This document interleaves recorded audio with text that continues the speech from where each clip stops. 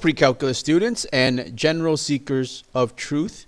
In this video, we are going to talk about functions. What is a function and why do they matter and how do we use them?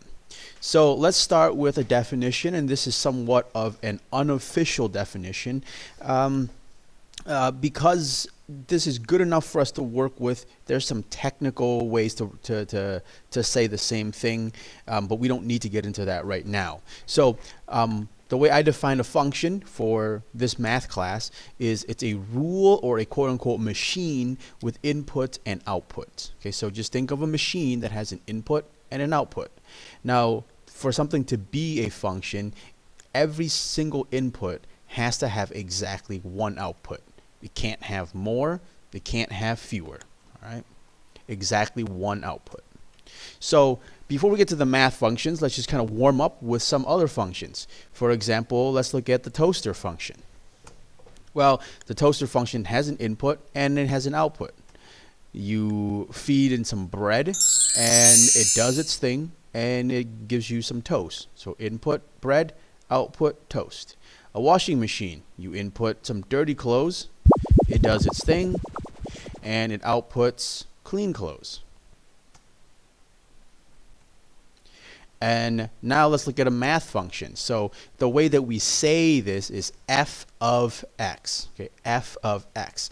F is the name of the function, and x is the name of the input or a placeholder for the inputs. And what does this math function do? Well, it takes the input and it multiplies it by 4. See, so f of x here is just a way of saying, oh, give me a number and I'll multiply it by 4. So if you feed in x equals 5, right, then what we say is we say f of 5 equals 4 times 5, which is just 20. If you feed in 7, f of 7 would be 28. Input and output. Okay? Now, let's try a non-math function again, and this will be good for us to illustrate some of the properties of a function. So let's look at a birthday function. Well, what would you input for the birthday function? Well, the name of a person. So if I put Hannah, whoever Hannah is, her birthday would be July 23rd. Right?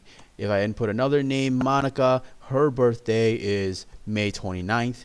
And if I input Shannon, her birthday is June 20th. So you input a name and you output a birthday. Right? And if I look at some more people's birthdays, and I've just used initials here, you know, this is the entirety of this function. For example, this is my all of my students for this particular year. Each of them has a name, that's going to be their input, and a birthday, which is the output. But the birthday function is good for us to illustrate, again, some properties of a function. Namely, first, each input has exactly one output. In other words, every single person has exactly one birthday. Now you might say, well, you could fake birthdays and stuff and falsify paperwork, but the truth is every person has one true birthday. Okay, so I don't want to go down that route of all the weird cases. And more importantly, it is okay for two different inputs to have the same output. It's still a function.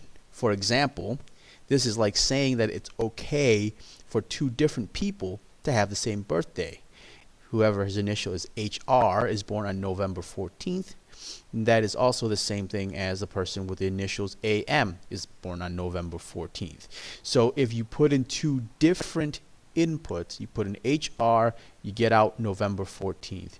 You put in AM, you get out November 14th as well. That's okay. Every input has exactly one output, but it is okay for two different inputs to get the same output.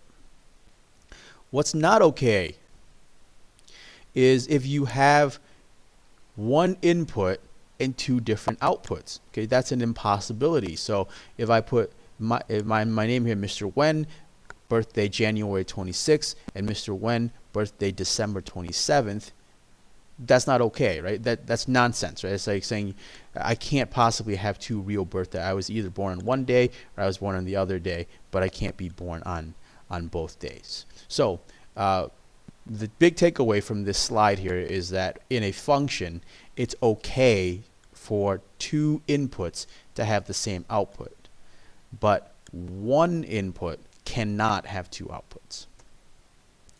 And so one way that we could do to check if something is a function is to do it graphically using what's called the vertical line test. If no vertical line intersects the graph at more than one point, then the relation is a function. Otherwise, it's not a function. Okay. So, is this a function if my input is x and my output is y and I graph it? Well, this vertical line slides back and forth, and you can see that it never touches two different points. Okay. In this case, though, we have a problem, right? At 1, it touches two different points. So, not a function. And how about this? Well, this is, I've graphed it for you. 0.1x cubed plus 0.25x squared plus 2. You can slide this back and forth, and we know that it will never touch two different points at the same time. So this is a function. Here you have a circle centered at 2, -3 with a radius of 5. Right? So this breaks all kinds of things. It slides back and forth, and it definitely touches two different points at the same time. Okay, so the vertical line test is a great graphical way to check if something is a function or not. All right, so we're going to end that video there, and we'll start another one when we talk about piecewise functions and get into some examples of determining if something is a function or not. As always, thank you for watching. Ask for help if you need it, and have a wonderful day.